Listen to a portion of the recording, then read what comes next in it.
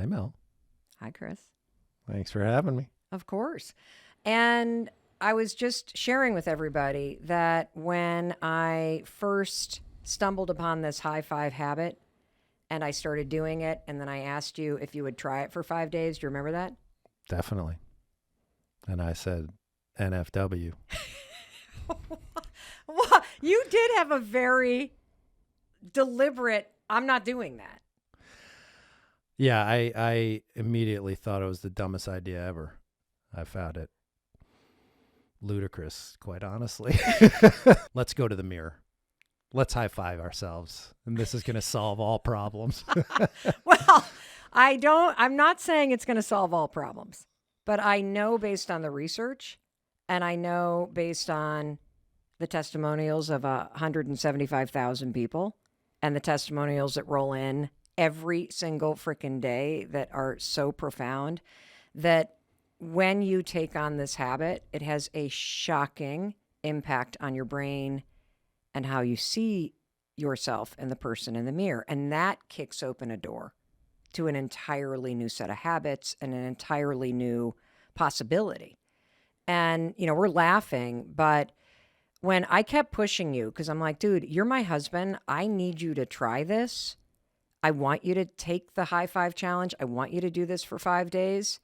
You shared with me something that I didn't know. And the real reason why you thought this was stupid when you dug a little deeper, it was really sad. And honestly, it was scary to hear as your spouse. So, would you share with everybody sort of the deeper insight as to why you kind of had that reaction? I think at the time I related to the idea of a high five to myself as being encouragement, like looking forward. The idea that you would high five yourself to inspire forward action. And yet I find that the power of that high five in the mirror is less your hand meeting the mirror and more your eyes meeting your eyes. And that's where the struggle was.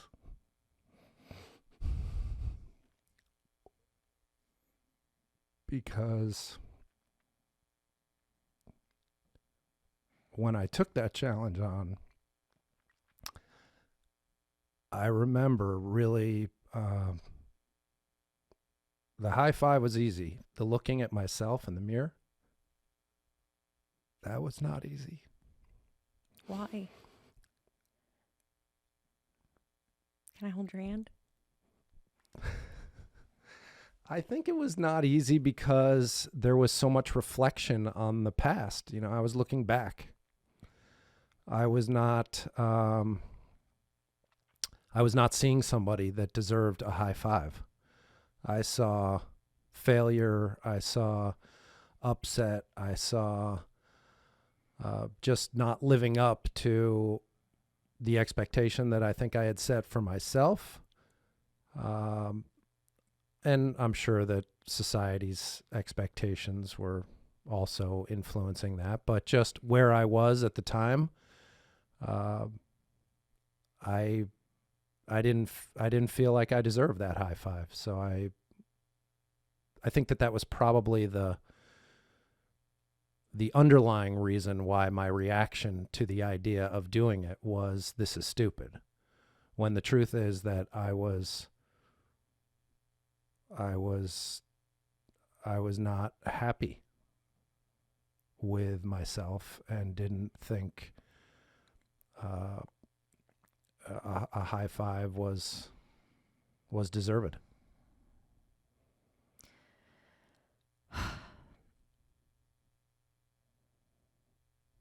It's really hard to hear how long you felt that way about yourself. Because I stood next to you for years, the sink right next to you. And when I looked at you, like I saw the world's best dad, amazing husband. I saw somebody who was absolutely integral to helping me build my business. I felt grateful for you. I didn't know you thought any of those things. You just kind of put on a smile and carried on. You were so sort of stoic about it. So can you explain, because I think that there's a lot of people, especially men, that really beat the hell out of themselves when their career doesn't go how they thought it was going to go, or they get laid off, or, you become an entrepreneur, and entrepreneurship looks fucking glamorous. It's a bitch, especially in the restaurant business. And you had been an entrepreneur. So can you just share just a little bit of context for people so they understand like how long you would look in the mirror and see somebody that failed and why you felt that way? Oh, it had to have been 15 years anyway. 15 years? Oh yeah, no, I don't think it was just the unraveling of the restaurant business that was the beginning of that. I think that I'm not sure exactly when, but as you and I know, like looking back on my very colorful career, I am grateful today for all of the things that I did, but having moved through so many different roles and responsibilities and industries and companies and job changes, and I just never ever related to myself like I was succeeding in a professional sense. And I, of course, concluded that therein lies the source of my failure, because my job here is to be the provider, the proverbial provider, and to go, quote, make it happen. And so the discomfort with myself and my progress professionally was absolutely what I think dragged me down. And yeah, being an entrepreneur can seem glamorous. I would say that at the time when this whole thing and the High Five Challenge or the book came out, you and I we were in the throes of it. I mean, talk about just getting up and putting on your boots and just diving into the fire every day. There wasn't, at least just didn't seem like there was a moment to actually stop and acknowledge the good. And quite frankly, you weren't acknowledging me like that. You might have seen me as a good husband or father or, business partner, but those words weren't being shared between us. And so naturally, I didn't get that reinforcement verbally from you. But I also think that being in the thick of it and running as fast and as hard as we were didn't, the idea of stopping and looking in the mirror and seeing myself truly for who I am and the good that I have done and acknowledging all the failures as being a source of powerful learning and all that stuff. Fuck that. Like I wasn't, and that's why I say, I think the hardest part was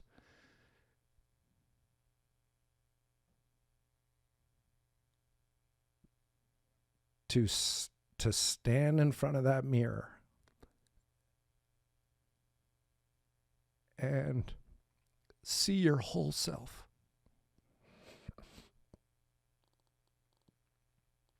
And for guys, I think that is, for many, borderline feels impossible. Because that's what we do. We just get up, put the boots on, and go, okay, Mel needs something, the wife needs something, the kids need something, the employer needs something. The dogs. Okay, let me jam in a quick workout. Maybe I'm thoughtful about what my mind, body, or spirit needs, but also something that I think is an afterthought for guys. And we put everybody but ourselves first. So the act of standing in front of a mirror and high-fiving yourself and looking yourself in the eyes and saying, I love you, outlandish concept. But hugely, hugely important. And it doesn't happen unless you're sort of willing to really stop and slow down and consider that you matter more than your wife, your kids, your employer, the rest of it. And I think that's part of what has, I think maybe over the years, dragged me down, was paying zero attention to me and paying all the attention, or so I felt, on everybody outside of me. And providing and trying to prove that you were successful and trying to earn money and live up to also your dad's expectations. Yeah, well, that's, I mean, if you really want to go back to the root of it all, we could be here all day. But yes, certainly growing up with a father that did what he did and accomplished what he accomplished, and even just the basics of putting on a suit and tie and packing a briefcase and catching a train and working in a a high rise in Manhattan. All of those things were just visual cues of what I thought I should be doing. None of which, of course, played out, other than the occasional suit until ties and the rest of it flew out the window. But just, I wasn't being like my dad, which is what I thought I was supposed to be doing. Mm-hmm. So you get really emotional when you talk about looking at yourself in the mirror. And I want to hear you talk more about that, because I know that it's a bunch of things that come up for you, because you're not in that place that you were in where you look in the mirror and see a failure. And you don't believe those things about yourself. And the challenge of simply standing in the mirror and looking in the eyes, I agree with you. That's the hardest part of adding this habit to your morning routine. Just put the toothbrush down and be with the person in the mirror. Look them in the eyes and don't see a reflection, see a human being who needs you. That half of men and women can't or won't look at themselves. And it's a good point, because you can, it sounds weird, but you can look right through yourself in the mirror. Yes.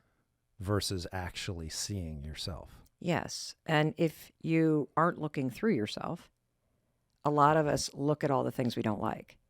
And so even gazing at ourselves is an act of self-criticism, because we're like, I hate my this, I hate my that, my, neck is saggy. And, you have since done tremendous amount of therapy.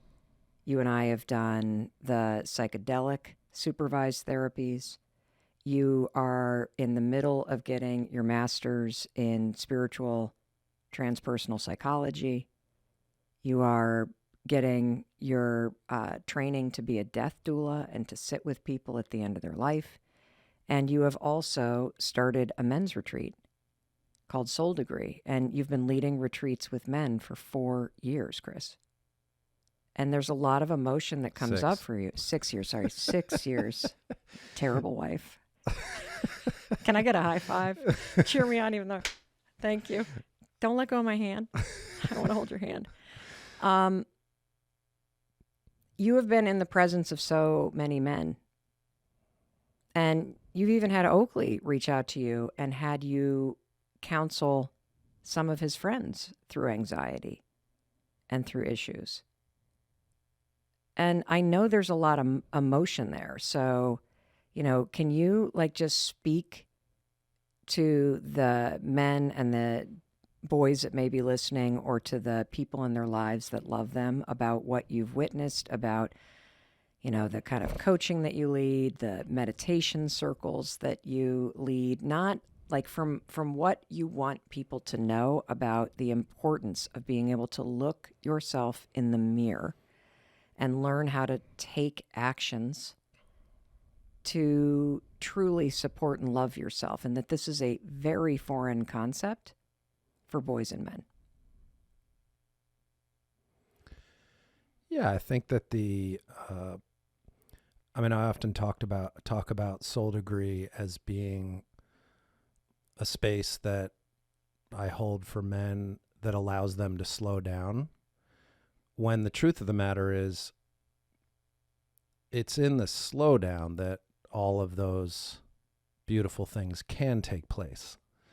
And I think that the reason why there's a lot of emotion there for me, particularly with guys, is that, and I speak to all the partners and the spouses, the people that have sons and fathers and male counterparts, is that Brothers.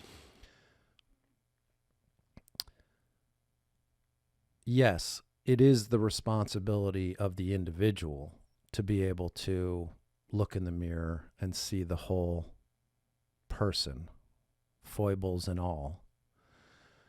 But why there is a lot of emotion is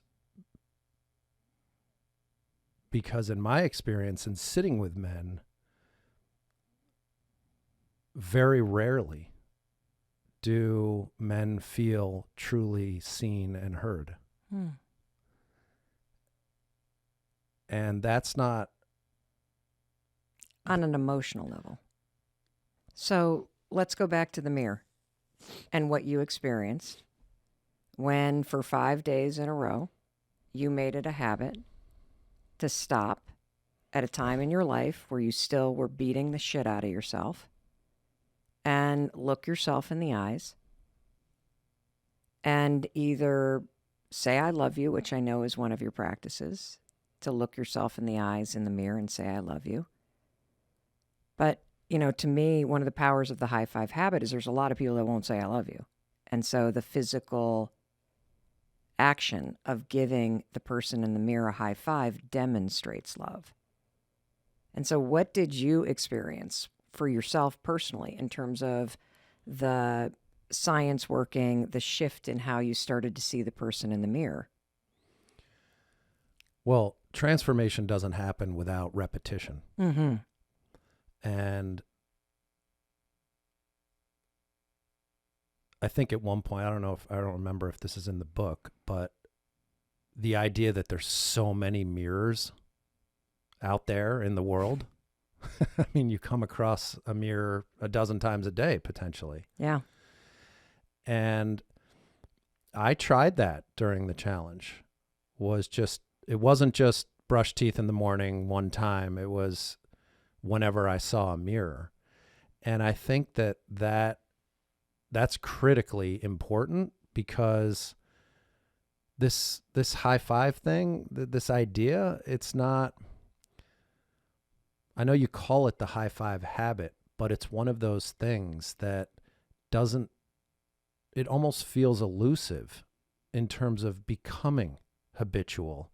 And that's because next week or next year, some shit might go down, right, and you might do something, or something happens where you really feel immediately lousy about yourself. And so even though there may be some habit of you getting up saying, I love you, or high-fiving yourself, your life circumstance is going to get in the way. Right. Frequently. Correct. Just like with exercise or drinking your water or getting a good night's sleep. But when you come back to that moment, because for me personally, it's a moment of joining in with myself. It's a moment of partnership with myself. And you used to coach almost all the, teams that our kids played on when they were little, when they're really little. And as a coach, like if you think about when you high five a kid, it's either to congratulate them for something that they did, or it's to help them shake something off and know that there's somebody that believes in them and to get back out there into the game. And for me, whether it's the high five I give myself in the morning after I brush my teeth and the moment I take to look at myself in the mirror, or like you said, I don't always high five myself throughout the day when I see a mirror, but I'll tell you something. I look at myself differently. And I know you do too. And so the importance of this because it is something that most of us don't do. I think we casually slip into the subconscious where we're beating ourselves up and we're on autopilot. And every time you pass a mirror, you have a chance to look yourself in the eyes and see a person that is worthy of celebrating, of cheering for, of believing in simply because you're here. That to me is the power of this. What is the power of it for you?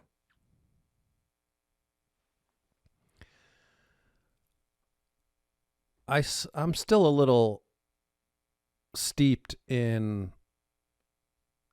acknowledging that, yes, I'm here, but not like here physically and how great this is that I'm alive and breathing. Yes, that's all amazing. But when I look in the mirror, it's what I see is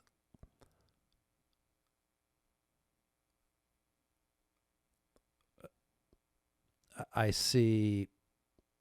guess I can see the age and the wisdom and the learning more.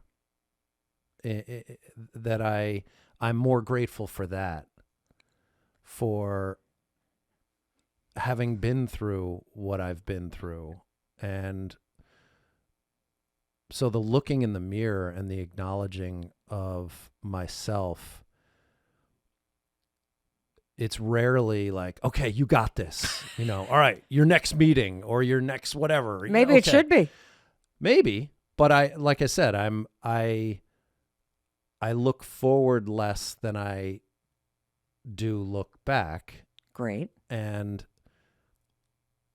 today in the look back, there's more gratitude and appreciation and a willingness to high five those elements of me, which for so many years I hated. When you look in the mirror, can you describe the person you see today?